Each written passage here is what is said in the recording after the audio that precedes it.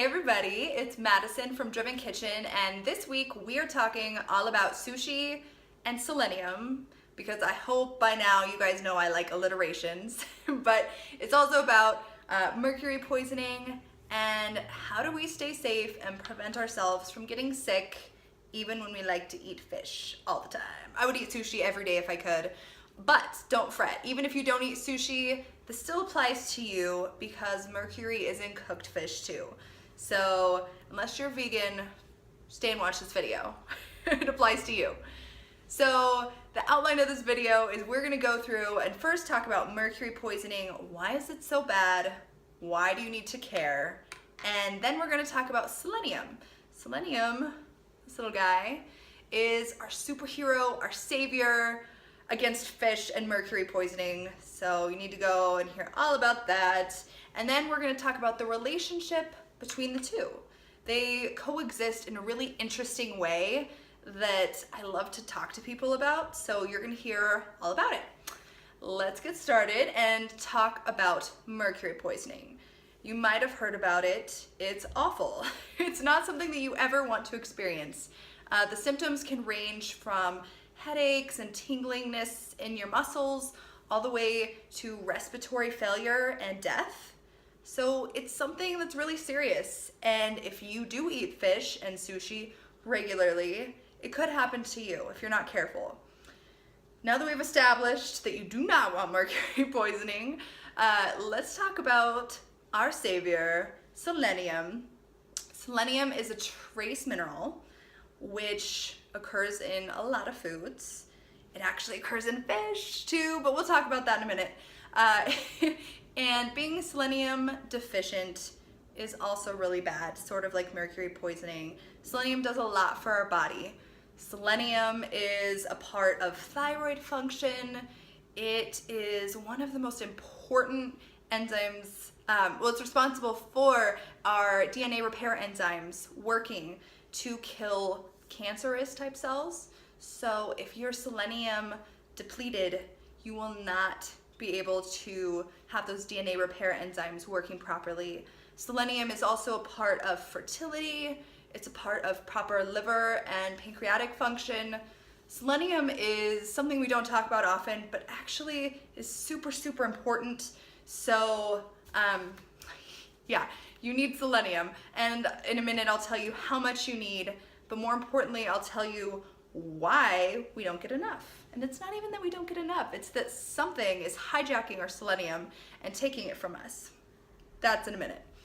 So we have mercury and we have selenium, and the relationship between the two is fascinating. It sort of goes together like eating a whole cake and regrets. One comes after the other. You eat fish, you get mercury poisoning. Unless you're careful and you have your selenium. So what's interesting is in the body, when you eat fish, you get the mercury in there. You also have selenium in there. What happens is they have a huge affinity towards each other. If they're anywhere near each other, they want to be right next to each other. They're BFFs. So the selenium wraps around the mercury and drops it out of circulation, which is really good, right? I mean, if we don't have circulating mercury, how are we going to get mercury poisoning? So that's awesome. But because of the high affinity, it's not just the selenium that sequesters the mercury.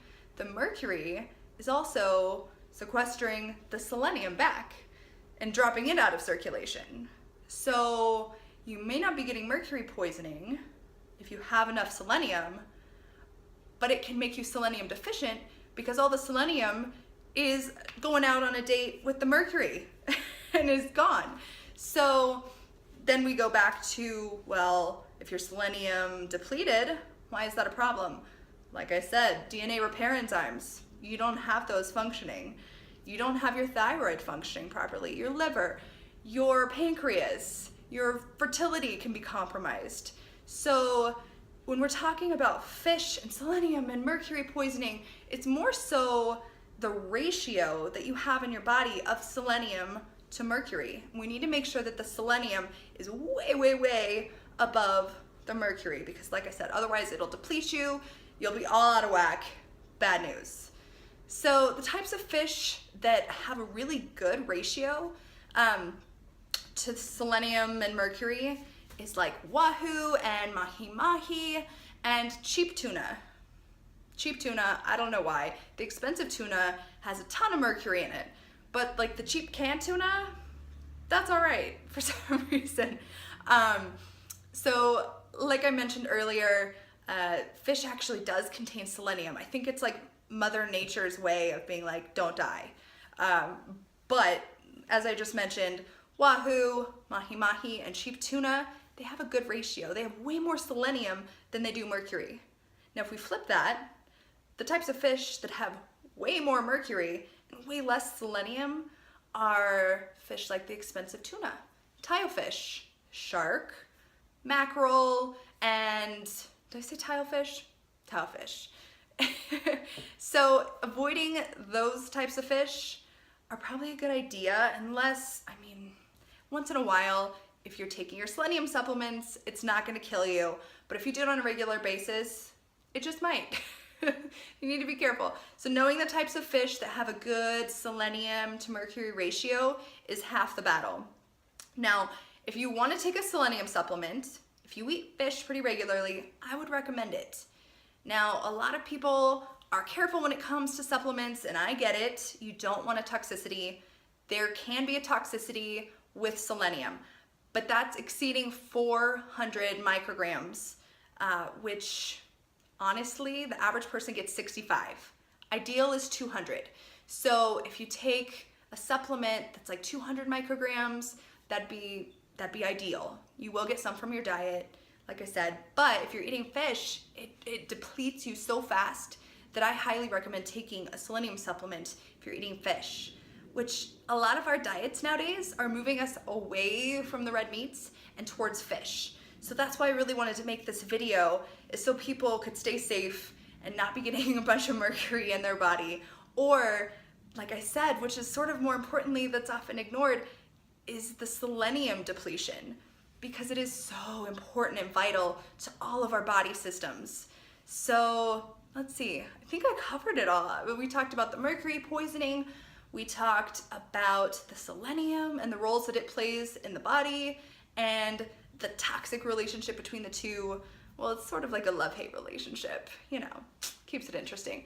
But their affinity and the sequestering of each other. So I think we covered it all. If you have any more questions about fish, mercury, selenium, or supplementation, just shout out. I am always available on my Driven Kitchen Facebook, Driven Kitchen Instagram. I have a Driven Kitchen YouTube, which I'll post the links below for this video so you can watch it again and again and again and show all your friends. And yeah, I'm gonna eat this sushi right here. Now, thank you guys for watching. Oh wait, before I eat my sushi, I'm gonna take my supplement though. Thank you guys. I appreciate you checking out my video, and I'll see you next week.